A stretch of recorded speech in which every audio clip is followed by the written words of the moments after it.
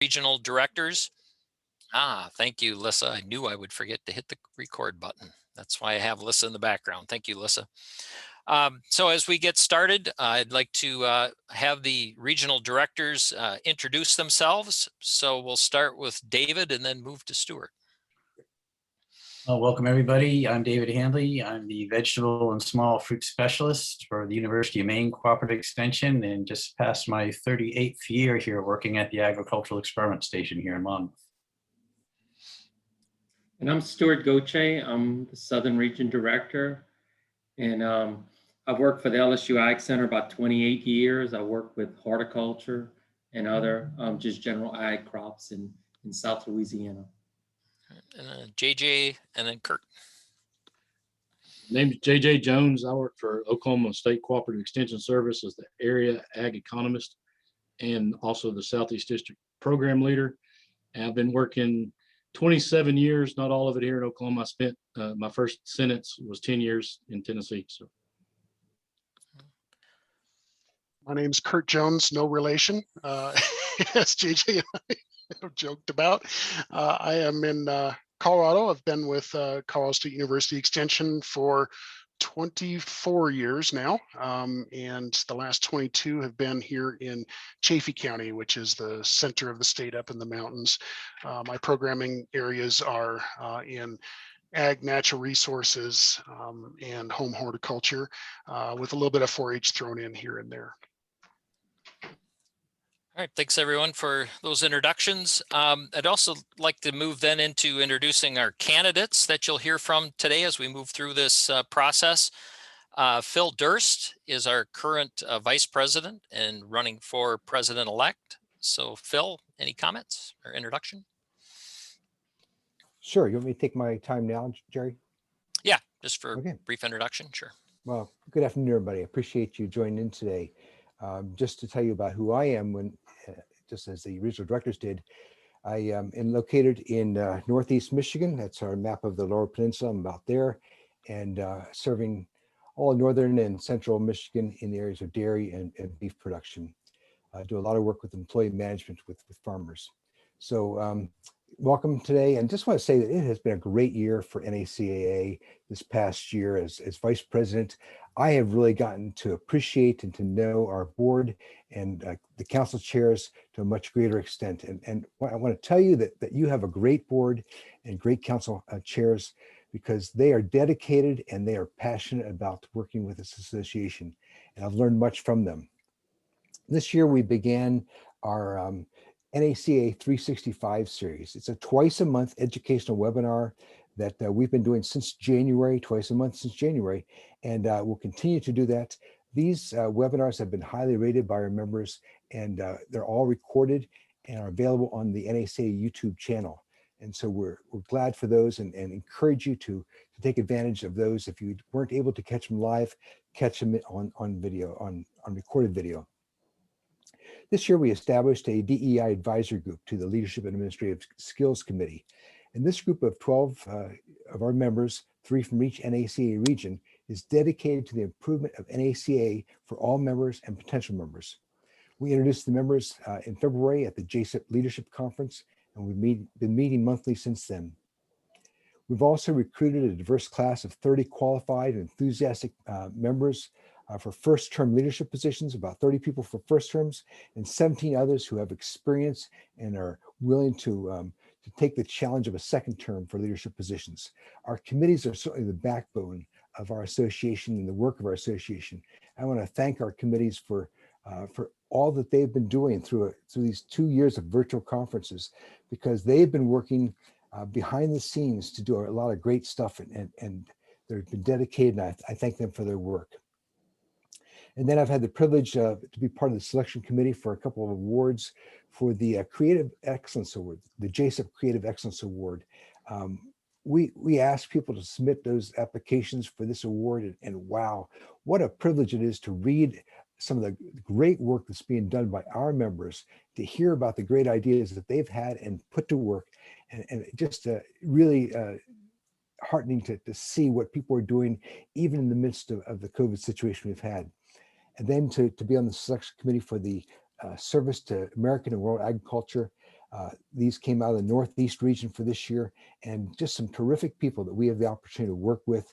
I'm humbled by what they've accomplished in their careers, and those people will be highlighted during our AMPIC this year. I've taken the opportunity this year to meet with the members of 7 different state associations because it's been virtual, and obviously I can do that right from the comfort of my office or from home. And next year I look forward to the opportunity to meet with some of those in person. That would be a greater privilege to meet with you in person. So thank you for the opportunity to serve this past year as your vice president. This is a great association, and we're involved in great work in extension. And so it's a privilege for me to have served in this role. Look forward to serving in the role of president-elect, and look forward to seeing you in Florida, if not before. Thanks much. If there's any questions, Jerry, I'll let that up to you whether or not you take questions. Sure. Okay. Thanks, Phil. I think we'll just directors will ask some questions here briefly, and so we'll just move through some of the introductions of our candidates. And let's move into Connie Strunk, who is a candidate for secretary. Well, thank you, Jerry. Yeah, I'm Connie Strunk. I'm a plant pathology field specialist with South Dakota State University Extension. I've been with SDSU Extension for 16 years. You know, things have been busy and hopping here. We've seen everything from drought to flood and in between. I work primarily with agronomic crops here in the state, you know, focusing heavy on corn, soybean, wheat as the main crops, but a lot of other stuff sprinkled in there. This past year, I've been able to serve as your secretary, actually is second year as secretary. So I'm running for my 3rd and final term as secretary. You know, secretary has been an office that really does keep a person busy both during the meeting and after. You know, I was kind of surprised as to how much we dig into the policy and all the other things that go into the office. It's not just taking those minutes. I've had the privilege to work with, and I'm excited for when we finally get to launch it, our new website. But NACAA is a great organization for me, as I really enjoy meeting with the people within our association from across the United States, because agriculture is so large and encompassing. You know, I grew up a Midwest girl, and, you know, here I am still working within the area of agriculture. I thought I would be teaching high school, but, you know, teaching adults, so it's pretty close to the same. But anyhow, within our association, there's a lot of opportunity, and I encourage people to get involved. But I'll turn it over to you, Jerry. All right. Thank you, Connie. Next, I'll ask Keith Perkins, who is a candidate for treasurer. Hi, my name's Keith Perkins. I'm from Lone Oak, Arkansas. I grew up on a family farm in a small town called Bono, Arkansas. And after growing up on this small town, I received my degree in agriculture and become a county extension agent in 1996. I've been a member ever since becoming an agent. I enjoy working with my farmers, also enjoy working with my fellow county agents across my state and across the nation. So I am your current treasurer, and I'm seeking my 2nd term in this position. Thank you, Jerry. All right, thank you, Keith. And then we'll turn it over to Keith Michler, the other Keith, running for vice president. Nope, you're muted yet, Keith, I think. Yep, Got it. So since I was muted, I did take the tie off because I looked around the room and no one had on a tie, including Gene and JJ and Phil and Keith. I'm going, well, you know, I'm going to make this a little bit more comfortable and take the tie off. It's easier to dress down than to dress up. And I was at a function years ago that a gentleman came to me and said, "Hey, Keith, do you have a tie I can borrow?" Well, of course I did. I have about 7 in my room because I overpack. And I said, "Hey man, you can always dress down, but it's always hard to dress up." So hey, took the tie off. And Keith Michler, I'd be amiss if I don't thank my state association, GACA, for supporting me in this role. Without your state, you don't get to these spots. And they've been very instrumental in my movement through the association and the work I've done. And I've been a county agent for 26 plus years. And in that time, I've worked for 2 organizations. I worked for the University of Florida, where I started out in Panama City, Florida in 1994. and then moved north about 118 miles northeast to a little town called Cairo, Georgia, just north of Tallahassee, Florida, where I lived for several years working with commercial nursery production, and then moved to North Georgia once our son was born to get him closer to family. But the big thing is I've been a member of NACAA since, I guess, the very start. I remember in 1995, a gentleman named Dan Mullins was a retired county agent from Santa Rosa County, Florida. And he just told me, he said, Keith, he said, you're going to join FACAA and NACAA. He said, that's not an option. So here we are, 26 years later. And I'm currently your council chair for Professional Improvement Council, was previous council chair for Program Recognition Council, and understand the committee work and a lot of work that goes in from these groups. And as Phil mentioned earlier, they are the backbone of our organization, as our committees. Without them, we wouldn't be what we are. And in some leadership roles I've had in the past was due to NACAA and Chuck Oddie many years ago. He appointed me as the representative for NACAA on the Journal of Extension Board of Directors. And that led to my being president of the Journal in 2015, which my lucky year was we had to hire a new editor. And that was, we had a failed search, and I thought I'm never going to make it through this, but we survived. And the Journal has even materialized even further and moved on, also under the guidance with Melanie Rose, who is going to be incoming president for the Journal. So without NACAA, that would not have been possible for me. And that was a great learning experience and in a role to move up. And for NACAA, this has been a lifeblood for me. My family's been involved. They participate in the family program, and you get to know people. And that's the thing, is we got to realize we're a family. And I know people all across the nation. I know that if I'm driving across the nation, that if I get in trouble in Colorado, I can call Kurt. I think Kurt's the one that told me, hey, don't leave Colorado, any marijuana in your car into Utah when you're coming over, or Mark will have to come get you out of jail. So that's the kind of friendships that you build, and what I've gone to love about this association. And JJ, now he slammed my university where I went to school, University of Tennessee. He said he was in prison there for 10 years as an agent. But I heard at one time he tried to go back, because I think at one time we may have been wanting to compete for the same job. He's smiling. I see him. I just look forward to the opportunity to continue to serve in this role. And Jerry, that's all I've got. All right. Thank you, I've Keith. got a lot more, but Yeah. that's Thank you, Keith. Appreciate that insight. I think we'll keep that in our back pocket when we cut through Colorado to see Kurt. So make sure we keep that advice. So those are the candidates that are up for election. We have with us also President-elect and future President Bill Burdine with us as well to provide some comments. The way the election or the process works is that president position, once someone is elected into president-elect, they become the president of the association. So Bill is not up for election, but is willing to join us today to provide us a little insight in where the association's at. So Bill, any comments? All right, thank you, Jerry. I'm not sure how much insight I'm going to give really today. For those of you that don't know me, I am Bill Burdine from Mississippi State University. I've got 30 years in so far as an agronomy specialist. And as of last year, I'm also a county ag agent, county coordinator. So I've got dual roles and getting a new appreciation for all the things that went into the county agent side of it that I did years ago. As far as NACAA, I mean, we've got two real functions with the association. The number one main function is professional development. That is what we were designed to do when we set up the association many years ago. And that is to make agents better at serving their clientele.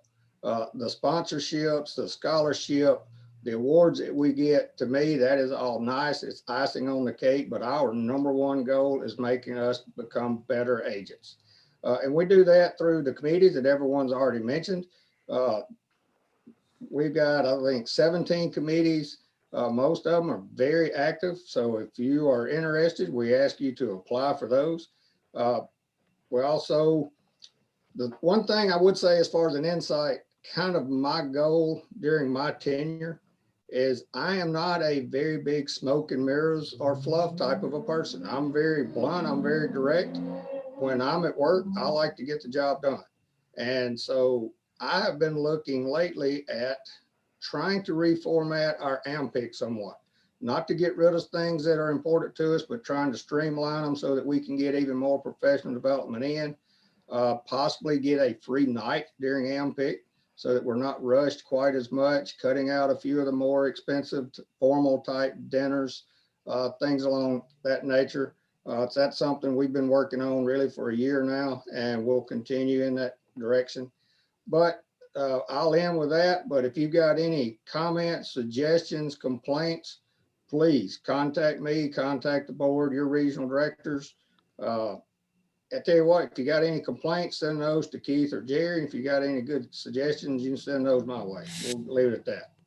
Thank you, Jerry. Yeah, thank you, Bill. Appreciate that. So moving into more of the Q&A type of part of the program, each of the regional directors will be asking a question that each of the 4 candidates will be asked to respond. And we've asked to keep their response to a couple minutes, just so we can keep the process moving, so we can wrap up by 2 or at least be nearing the end.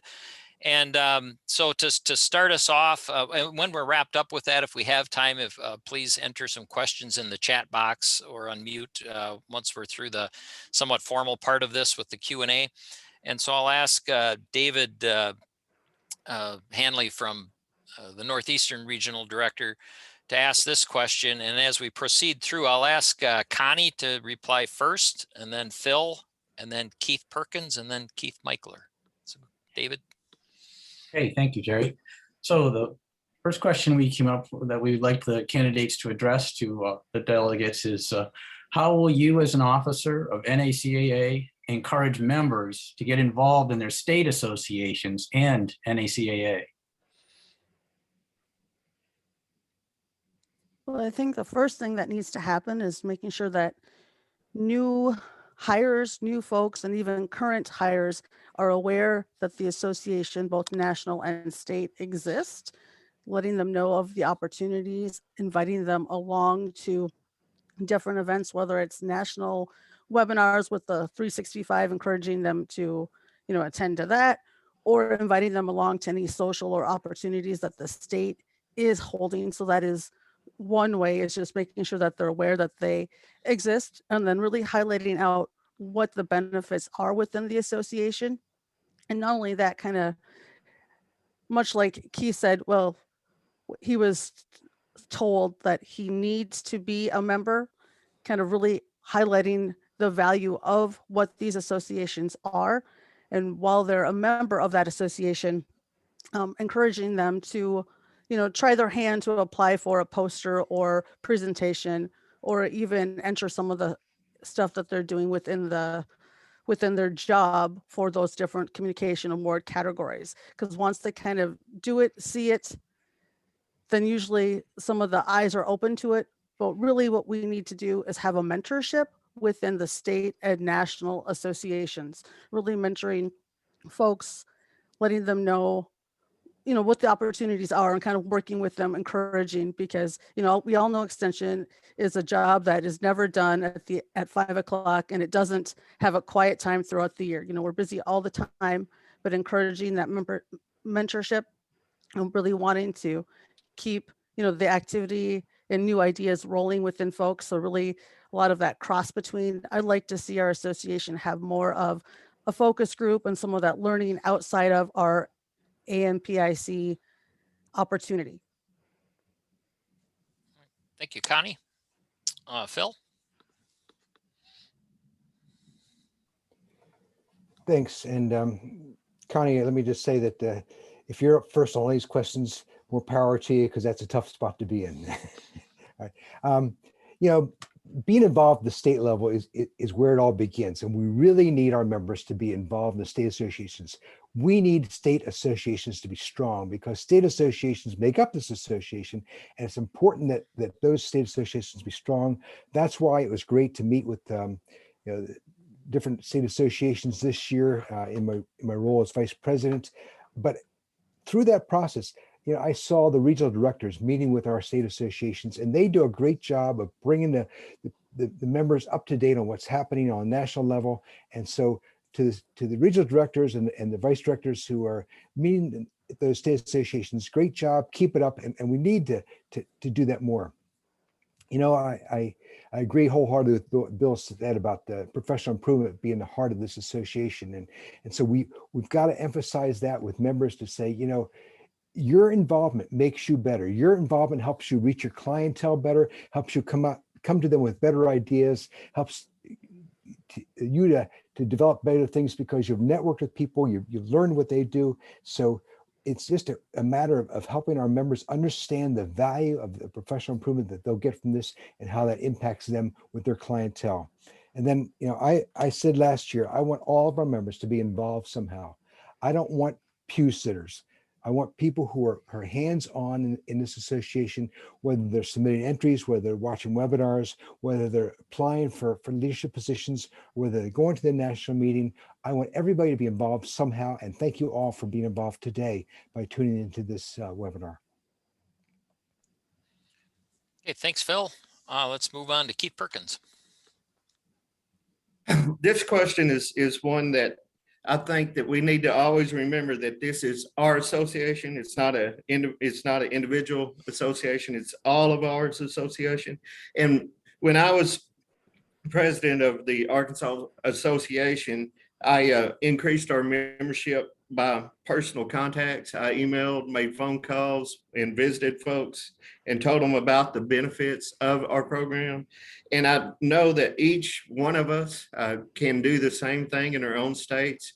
Start within your own county or adjoining counties and making sure that each person that you come in contact with in your state knows about the benefits of the state association. Once you become a member of the state association, there's plenty of leadership roles there that you can get involved with that leads to regional leadership, and then regional leadership can lead to national leadership. So I encourage each and every one of us, everybody that's a member, to reach out to, a couple of people and encourage them to become members. And by doing that, it can make our association better. That's all I've got. All right, thank you, Keith. And we'll wrap this question up with Keith Michler. Yes, sir. So as I mentioned earlier, we need to tell our story. You need to tell about your state association and what's available for you, and there's more to it than just I understand Bill's thing of professional improvement, and that's what we're here for. We also need to step away sometimes from the office and have some fun, and have fun with people in like settings, like mindset. And that's what I've done over the years. I mean, is by attending these meetings, I think that helps you see if we can ever get somebody to one meeting, to one national meeting, and they have a good time, I think they will come back. And also, like Phil said, applying for awards. So my very first adventure was Nashville, Tennessee in 1996. I was a feature story national finalist. And I'd only been in Extension 2 years, and I felt like I'd hung the moon. And telling that story to people, that what's out there for you, what's available, the friendships that you will make that will be lifelong friendships. You think about some of our past presidents that are still lifelong friends that go hiking across the country, and the friendships you build, but give examples of successes and the friendships you make by being part of this association. No, you don't have to be part of your state. You don't have to be part of the National Association, but you're missing out on so much that it's hard to describe what people are missing. And I reach out to people that are new, and first thing I tell them is, hey, make sure you join your state association. Hey, your first year is free. What have you got to lose? Give it a shot. Let us see if we can get you to stay. And we need new members. We need them constantly, new folks coming in to bring new ideas to our associations. And the basic main thing is tell the story. And the last thing I want to do is I want to clarify with Connie. So now Dan Mullins didn't strong arm me. He did strongly encourage me that I would join and I'd be a member. And then I became a junior director right off the bat with the Florida Association. And then there was, Bill, there was Elmo Collin. Elmo was instrumental in keeping me in, just pulled me off to the side and said, hey, keep this up, Keith. You want to continue with this. You don't want to give this up. Chuck Oddie gave me the opportunity of a lifetime. And that's when I got on the Drumble Extension Board. And then Rick Gibson also gave me opportunities that I would never have had in this association or in my career without being a member of FACAA, GACA, or NACAA. That's all I got. Thank you, Keith. We'll move on to our second question then. Stuart will be asking this question, and we're going to ask Keith Perkins to lead off the answer, followed by Keith Michler, Connie, and then Phil. So, Stuart. How can virtual content continue to play a role in NACA programming? And what are some successes and potential pitfalls of virtual programming? Virtual programming is something that we've done last year. It was our whole meeting was virtual programming last year, and it's going to be that again this year. Virtual programming has the benefit of there's no cost, travel costs to attend virtual programming. We have the ability to attend from our own office and not be out all those travel expenses. Some of the potential downfalls that I see with virtual programming, I know that, and I'll just say for me, I'm not speaking for anybody else, but a lot of times when I'm on virtual programming, I may have my email open, I may be working on a newsletter or doing something else, and I'm not necessarily engaged even though I'm on the meeting, and that we don't get the networking that we receive when we are in person. The future of virtual programming that I see that we can do as a national level is we can possibly have some of our committee meetings that we've been holding at the national meeting by virtual. We can also encourage our presenters that are presenting at the national meeting to upload their presentations to the website or YouTube, and make that part of our virtual learning that we can do at any point in time. And that is how I see virtual programming. Thanks. Keith Michler.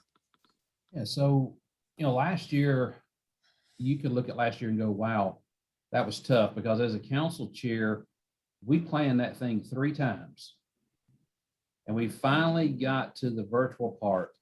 And one thing that opened up was allowing people to make professional presentations that they may not be able to travel. Maybe they don't have the travel dollars, or they're not able to travel. But this allowed them to virtually travel, give a virtual presentation at a national meeting. And I don't see any reason why we can't continue with some type of hybrid, that we still have face-to-face, and we're going to have a virtual hybrid part where, say Kurt wanted to do a presentation, he couldn't come, but we have the virtual capability to let him make his presentation to people in the room and people online at the same time. We have that technology. We have the ability to do that.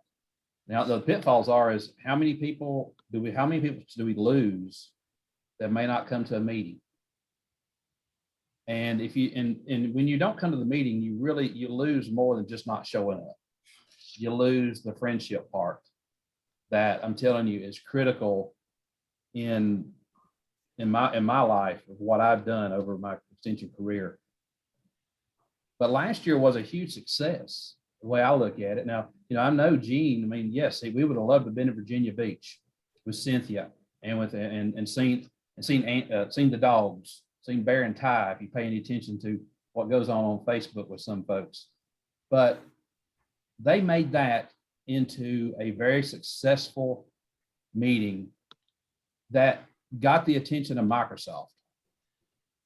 So we have the power to make this work. The pitfalls could be, how many people do we lose that decide they don't want to come to the national meeting any longer because they can do it virtual? You may do a virtual presentation, but maybe you can't do the virtual DSA or AA. Those are pretty important awards. So there's all kind of possibilities and opportunities out here with the virtual world. I don't think it would ever replace our meeting wholly. We can offer it as an option for folks. Thank you, Keith. Connie? With virtual programming, it allows us to continue the conversations throughout the year. We're not just focused on one event or one and done type mentality. So I really appreciate that with the virtual programming options that we have. Some of the downfalls, of course, is the lack of human connection, the lack of the meeting outside the meeting, right? We're all knowing for those hallway talks, or if you meet someone, you ask a few questions, maybe you go out for supper, just some of those kind of interactions where, that's where I feel that we've really missed this past year, both, in state and nationally, where at times, you feel kind of alone when you're just doing that virtual world, because as you look at the screen, you kind of have the Brady Bunch approach. Some cameras are on, some are off. Then you have some unstable connections. So you never know the experience virtually that people are going to receive. But I do appreciate in the virtual component that we're able to, pull in and interact with people from not just within, let's say, my state, but across the United States or world. Some of the connections that you've met, or listeners or questions that you've received. South Dakota, we did a 12-week webinar series this past winter, and we had phenomenal attendance within the online component. We do not get those type of numbers locally here within the state, but our listeners weren't just from South Dakota. They were from other states and even countries, wanting to get that information. And so it really opened the door here for us that incorporating virtual is something that is a must, looking at those YouTube videos, Facebook, in addition to like the Microsoft Teams and Zoom approach. But, it's a needed change and adaptation for programming, but it's not the only way to go. Thank you, Connie. And then we'll wrap up with Phil. Well, my colleagues have listed most of the things that I would have said. And I believe that what virtual can do is it can enhance and enrich our in-person meetings, just like our NACA 365 webinar has certainly broadened our opportunity for programming, for professional improvement opportunities throughout the year. But I think it adds another thing. I think that virtual can add one more point that hasn't been brought up, and that's accessibility. We want all of our members to be involved. We want all of our members to be involved no matter where they're at. There are members of this association, and there are potential members of this association in far away places, whether it's Hawaii across the expansive ocean, or Guam, or whether they're in the reaches of Alaska, or whether they're in Puerto Rico, again, across water from Florida, or in places like South Dakota, where I don't even know if they have roads there, do they? And so there's opportunities to make this association accessible for more people doing extension work. And I think that's a critical thing that we need to be doing. Thanks. Thank you, Phil. So for our third question, we're going to look to JJ Jones for that one. And in the response order, we'd look at Keith Michler going first, and then Connie, Phil, and Keith Perkins. All right. Glad you get to answer this first, Keith, on my question. So just as on the board, and I'm with Bill on the committee, we're looking at, changing the way the annual meeting is kind of done, making it a little more efficient. So if you could change one thing about the AEMPIC conference that would increase membership and attendance and engagement, what would it be and why?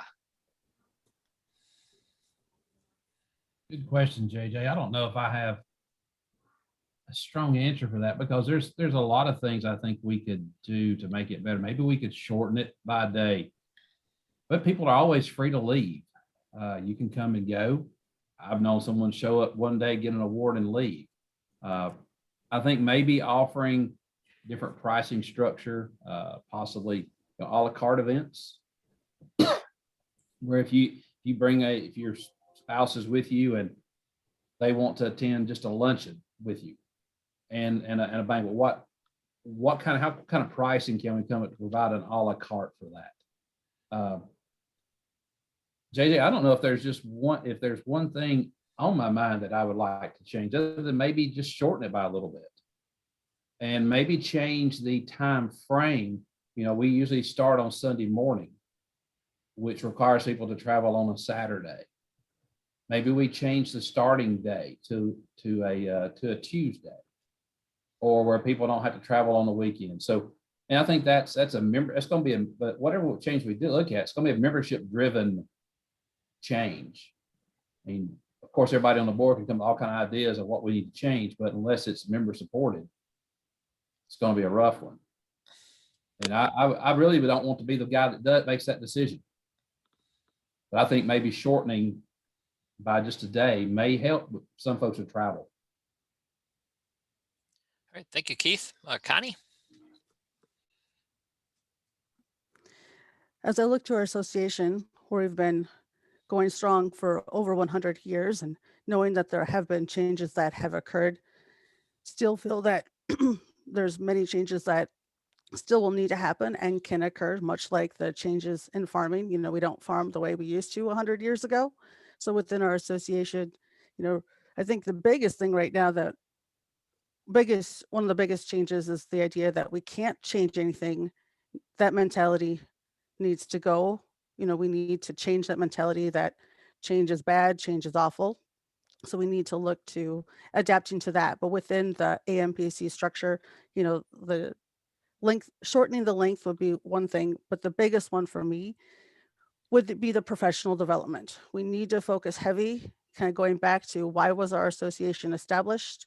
And that was for the betterment of the agents within the United States, right? So I really would like to see more of the professional development. Yes, we do presentations. Yes, we do posters, but to have more stuff for our active folks, not only within AMPIC, but year round. So I really go back to that professional development. You know, we've set a good path, and if we want to stay here for the next 100 years, we need to really focus on our professional development, because if we can't get us as actives to stay within the association, will become a thing of the past. Okay, thank you, Connie. And Phil? All right, I've got my one thing.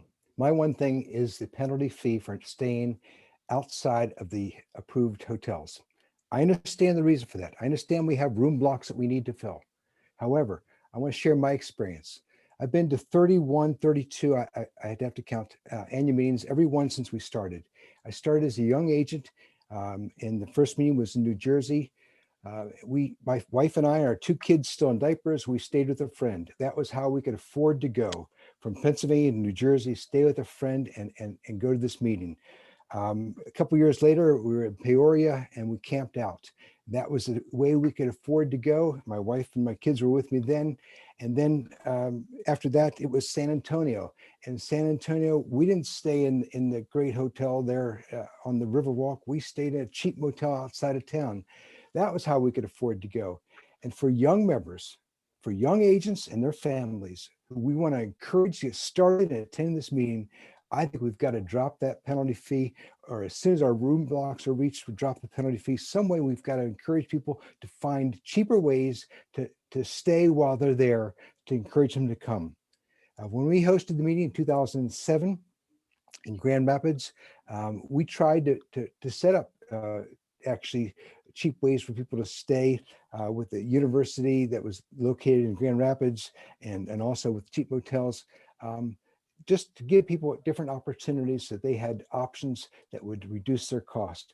So for me, that's an accessibility thing again, that I want to get young people involved. I don't want them to wait until they're my age and have the ability to go and stay in the fancy hotels. I want them to attract them while they're still young and hungry and very much energetic. Thanks. All right, thank you, Phil. All right, then Keith Perkins.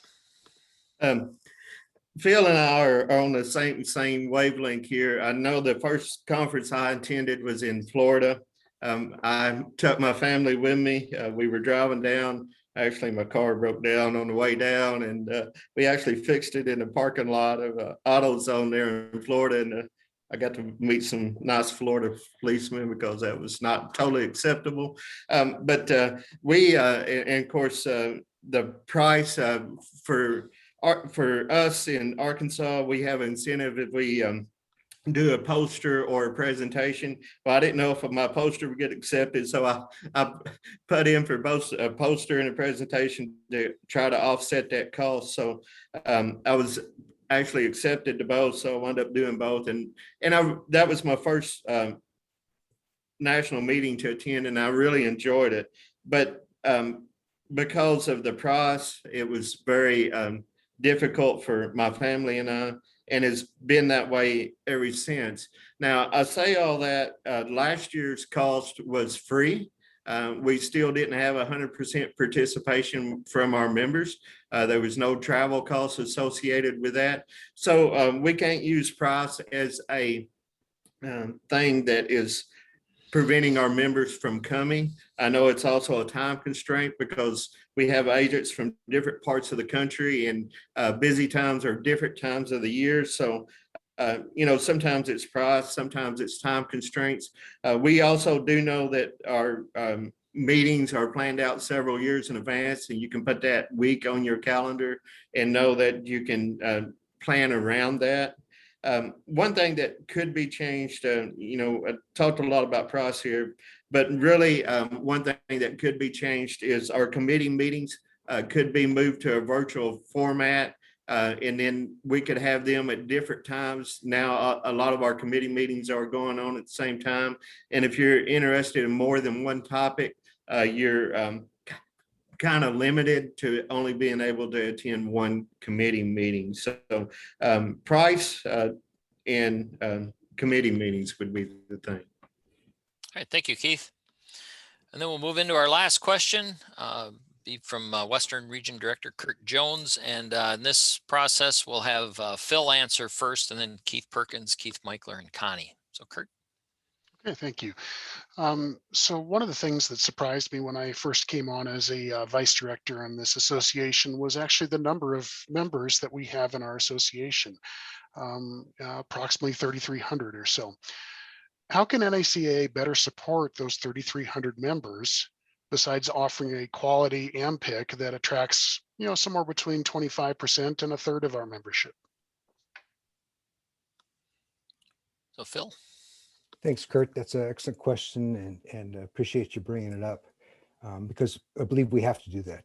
If we're going to be a viable association that's perceived as valuable and relevant, then we have to be able to meet the needs of all of our members, plus all those who are not members yet. I think one of the ways we could do that, and besides, we've talked a lot about professional improvement, but I think one of the ways we could do that is to link up people that serve in like areas, like subject matter areas, that is. When I was last year, I was calling voting delegates, and I was learning about what they do in their career. And I talked to somebody who's only involved in food safety issues. And I'm thinking, we have one person in this state who's really involved in food safety issues. Why don't we link these people up with somebody in this state and that state? How can we do a better job of getting them together in these little micro areas of work? Maybe for somebody else, it's that zero landscaping stuff that dry climates you do. Not that I know anything about that, but although it's getting pretty dry here, we might have to learn some of those things. But getting the people together that do those things, and so that they can network and learn from each other. I think that's a role that our association can play, is to network people and to offer them opportunities to network through our committees, by setting up even micro groups under our committees, not just have our agronomy committee or an animal science committee, but how about a group of dairy people or a group of some sort of specialized group within each of those, so that people can learn from each other. Thank you. Thank you, Phil. And then Keith Perkins.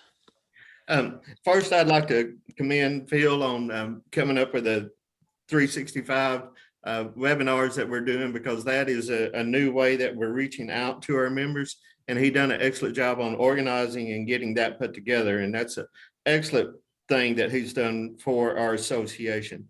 But we need to encourage professional development opportunities for our members. We just need to make sure that all our members know that our professional development starts at the state level, making sure that they know that there's lots of awards that need to be applied for at the state level. Once they're applied for at the state level, then they're eligible for regional and then national recognition. And all that can help with our associations. Okay, thank you, Keith. And Keith Michler. So Kurt, I have a question. So Western Region, you guys have a regional meeting? Yes, actually, Colorado is going to be hosting the Western Regional Pick this coming late September. And so that's something I was thinking is why is that? Why do we not offer those in other regions? I mean, so you cannot attend, say you can't attend the AMPIC, but wow, I'm going to attend the regional meeting. Maybe JJ is going to host it this year in Oklahoma for Southern Region. And we have regional meetings. Each region has their own regional meetings. Maybe it's every other year. Maybe it's every year. Maybe it's every 3 years. But that's a way to provide more opportunity. And we also do have the NACA 365 and we're going to have to expand that because the slots filled up and we had to add more slots and we're going to have to add more slots.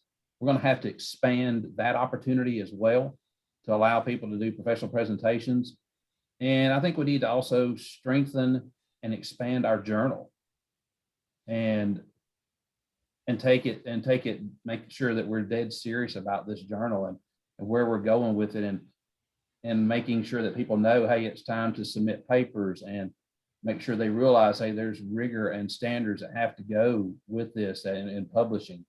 So we can also develop the rigor and standard of our journal as well. So when it comes time for promotion, it means a little more. That's one thing I worked on the Journal of Extension Board was us expanding the Journal of Extension and getting the rigor there where we were cited and people knew there was clout behind that journal, and we need to do that with our own journal and put it to the forefront for our members to publish in. So just a couple quick things, regional meetings for each region and expanding our journal to provide more opportunity and expanding our 365 opportunities as well. All right, thank you, Keith. And just before Connie answers, I will just say we've got about 10 minutes left here. So if you have a question that you'd like to ask or something, a follow-up question, or if the regional directors have another one to ask, we can sure do that. We've got about 10 minutes left. So feel free to throw something in the chat, or we can ask for you to unmute your microphone after Connie's answer. So Connie? Well, I'd like to see increased opportunities outside of just the AMPIC timeframe, like really focusing on that professional development with the 365 has been a great way to start that. And as we're seeing the interest since those time slots have filled up, just more opportunities for our members to present to colleagues across the nation, if you will. Really would like to see what I call focus groups. Phil used the word link up. Doesn't really matter how you term it, but let's say there's a good chunk of the United States that's focusing on drought. What are some of the universal drought materials that we could put together? What are some issues that folks that are dealing with flooding that have, maybe it's a mental health or mental stress issue that folks are working through within their states? What are some leadership opportunities? Just some of that. Would like to see some of the, like, let's say a book read. I know that not everyone on this call today would be interested in that, but there are folks within our association that would appeal to. The other thing that I would really like to see is, since we all work within the area of agriculture, we'd probably be the best to kind of help each other with develop, research opportunities or some of those multi-state activities that we all need for our civil rights and NIFA and whatnot type reporting. Some of that, and then developing something to help with the review as those that are going up for promotion or tenure. Because, we know what we do with an extension, really helping to create those solid packages for each other across the United States. So with that, I'll turn it over to you, Jerry. All right, thank you, Connie. So that was the last question that the regional directors have kind of coordinated at this portion. So I'm glad we left a little bit of time here. If anyone has a question they'd like to ask, I think we have a few minutes here to kind of go round robin yet and get the perspective of the candidates. So if anyone's got a question, feel free to unmute or throw in the chat box. Jerry, hey Jerry, I have one, and it's Sure. for Connie. So Connie, I just wrote down that you'd like to see more professional improvement. I'm just curious as to where we could add more. What would you like to see at the meeting?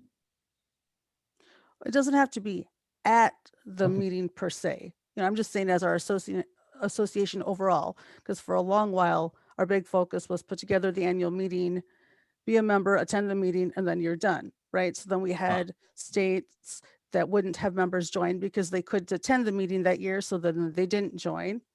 Well, we don't want that. We want to be an association where people are able to come for answers or information or help or guidance is what I would like to see us, because we say professional improvement. So really want to see, you know, what do folks do for recruitment or retention within their state associations? What do each of the different states work with? But I don't want to just see that professional improvement or development only during AMPIC. Okay. And I'd like to see that throughout the year. I know a frustrating thing for me is when you look through the book and you have all these presentations and you can't make it to one. You're like, I've got 3 or 4 I want to see, and they're all at the same time. And hopefully we can work on something on that line as well too, how we make those things available, obviously through reporting. Right. That's the one thing that's been great for us with the virtual meeting last year. And then with this year, the ability to go back, because you've had to make those decisions. Sometimes you can't get from one end of the building to the other to catch that next speaker or whatnot. So you've missed something.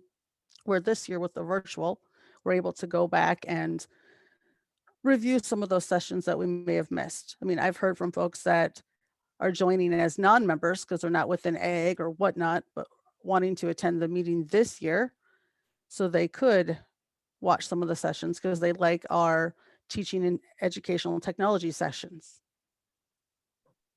Thank you, Connie. We did get a couple questions in the chat, so we'll go through these here. Any thought on how to get more from David? David, you just want to ask that yourself? Sure. As a past vice director of the scholarship committee and worked on the auction ever since, it's been kind of frustrating with us to see that the wonderful work the foundation has done to build up the amount of money that's available to scholarships, but it's been kind of frustrating to sit on that committee and see the some years a really paltry number of scholarship applications we get. You know, this is a big part of what NACAA is supposed to do, is professional development, and yet we don't seem to get a lot of our members taking advantage of that opportunity. I was wondering if you guys had any thoughts on how we could stimulate more interest among the membership and taking advantage of that. All right, great question. Looks like Cynthia and David were on the same wavelength there, so we'll get the second part of Cynthia's question too on this. So let's start with Keith Perkins and then Keith Michler. Yes, sir. That's an excellent question. It's always been a challenge when we're giving away, you know, you basically invest $40 and you're getting $1,000 back. How to encourage members to do that. We have all that information available on our website. To encourage members to take advantage of that is to let them know that there's plenty of professional development trips they can plan with colleagues within their state to go to other states to see agriculture, and let them know that that money is ready and available for them, and it's not that hard and difficult to use. Now, I say that I have never received that scholarship yet, but I plan to in the near future. Yeah, and I'm guilty. I've never applied for one, obviously, but long since been eligible for. And I wonder how many people still don't understand the process of applying, because it can be confusing at times. Do they know the process?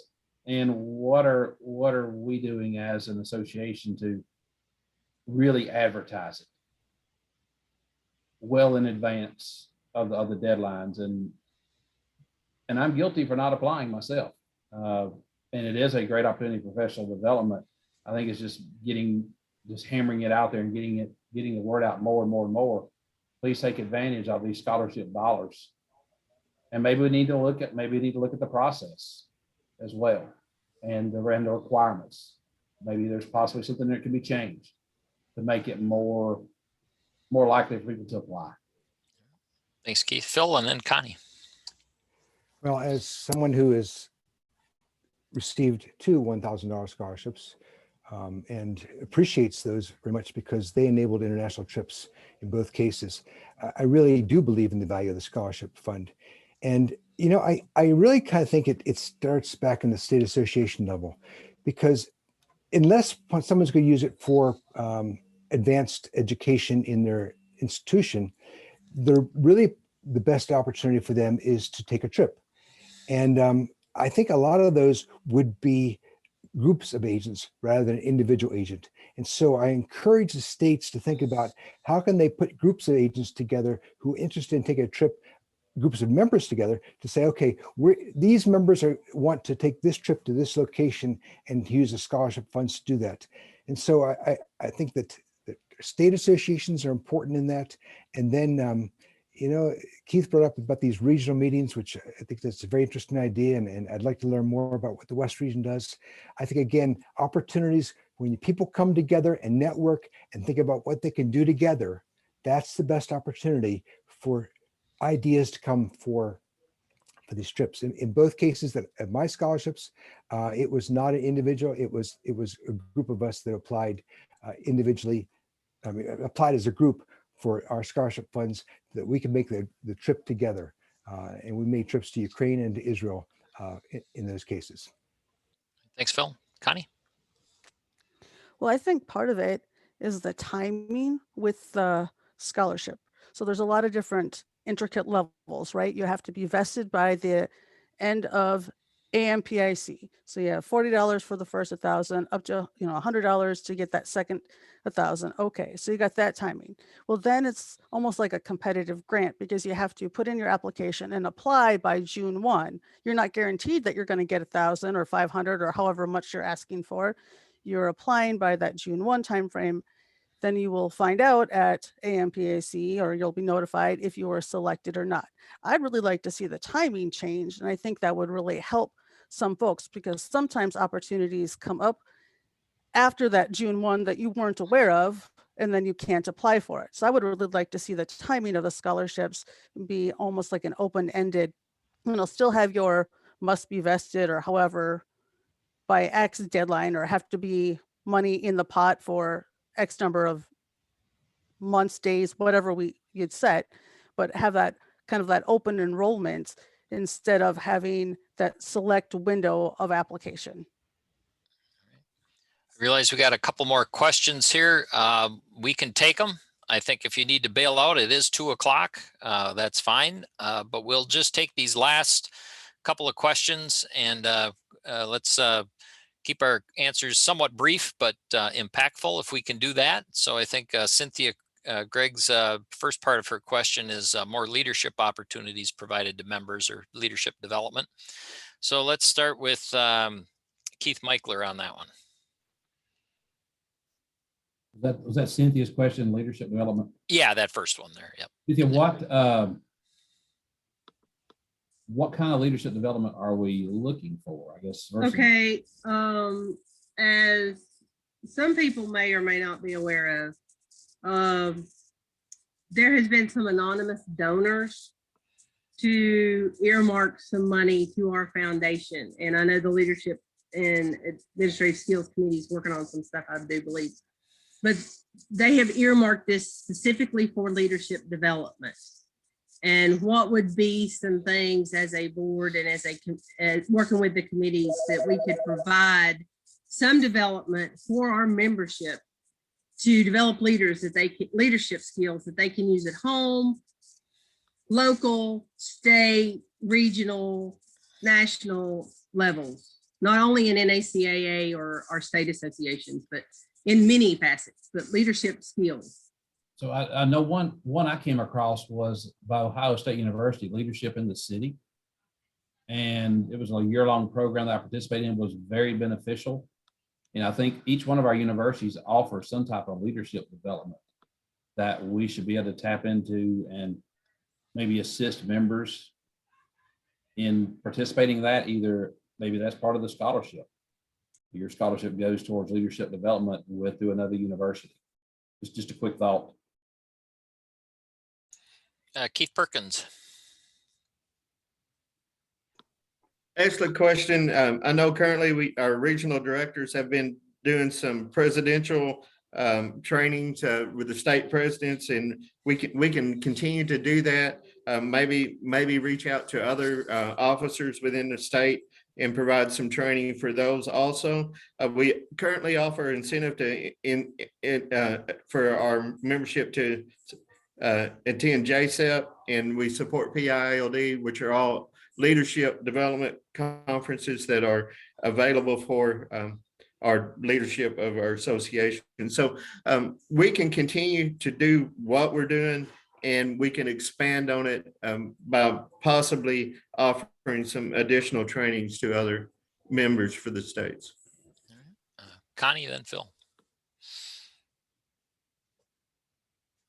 Well, I'd like to see some training identified for like officer training.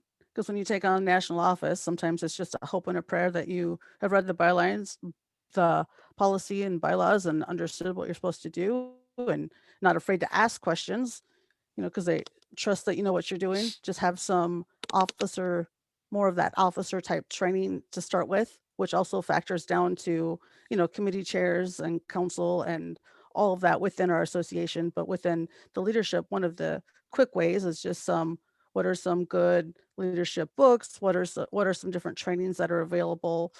Just kind of having things all on the same page as to where people can find and locate some information, and then really kind of highlighting things that are working for different folks to see.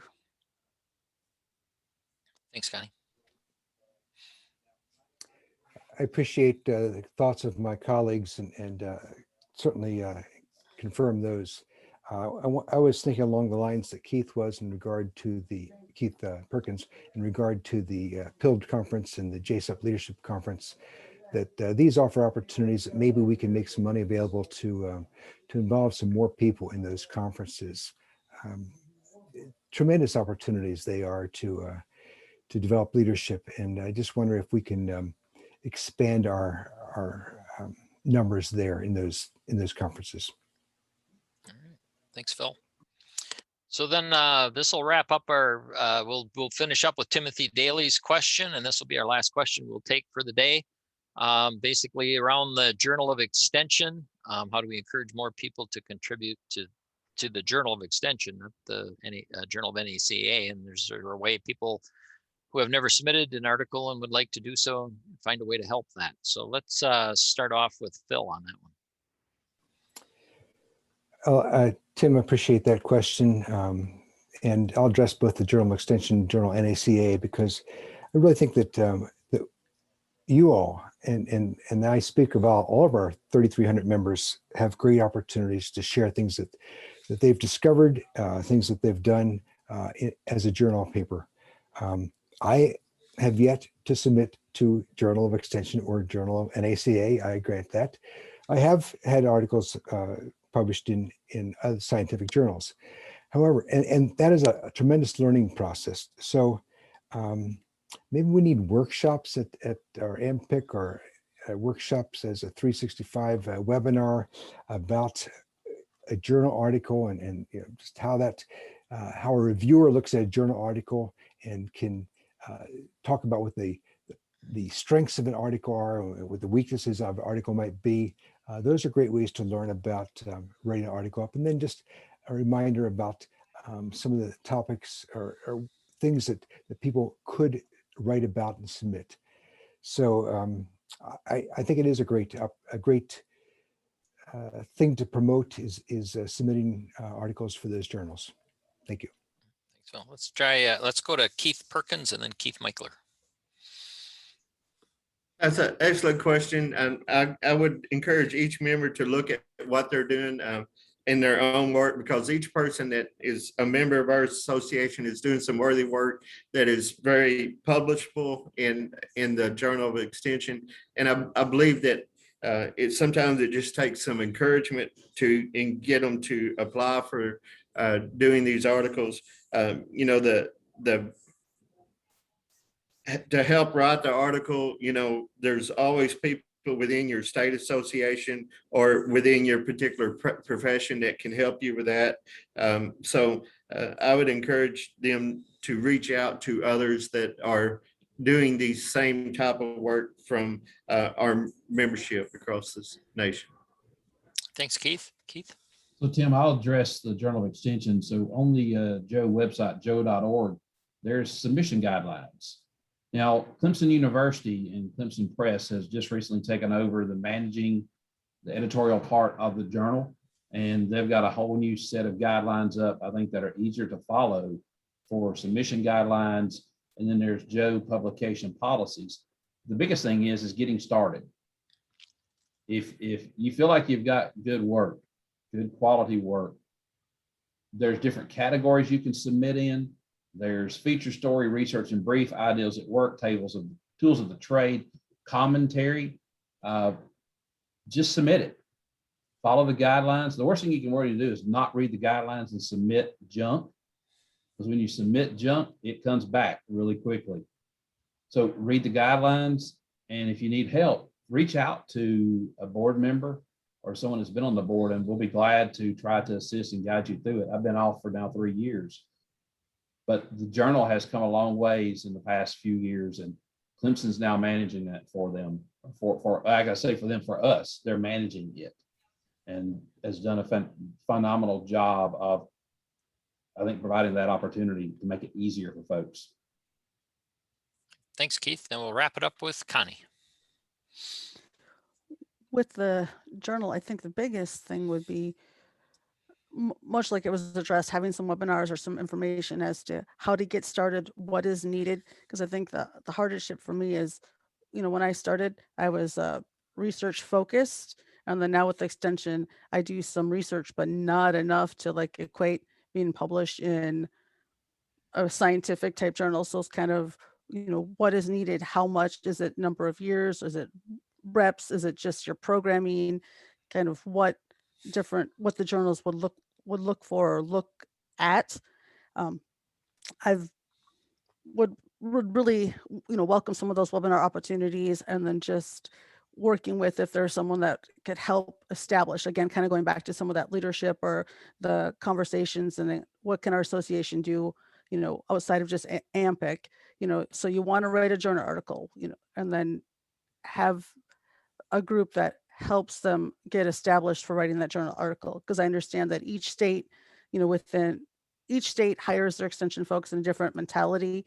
So some require masters, some require bachelors, some don't have that stipulation for the different agents. So even though some of us may have had to require a master's and have had published in the past, not all of us are at that level. So I think some of the kind of going back to the basics of how you would select what you're doing for a journal article, and really just focusing on how to get that written up. All right. Thank you, Connie.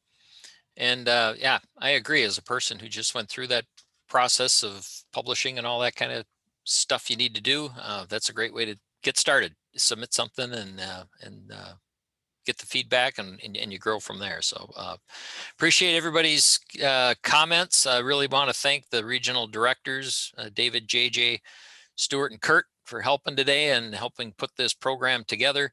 Appreciate the candidates all hanging in there with the questions today, and appreciate all of the participation that the members provided today. Hope you found this useful. We are having it recorded, get it posted on the NACAA website, and hopefully you can encourage others to take a peek at it. So it gives you other members a flavor of where the candidates are coming from on different topics and issues. So again, thank you for joining us today, and we will hopefully see you in July virtually, and maybe next year in person. So have a great afternoon.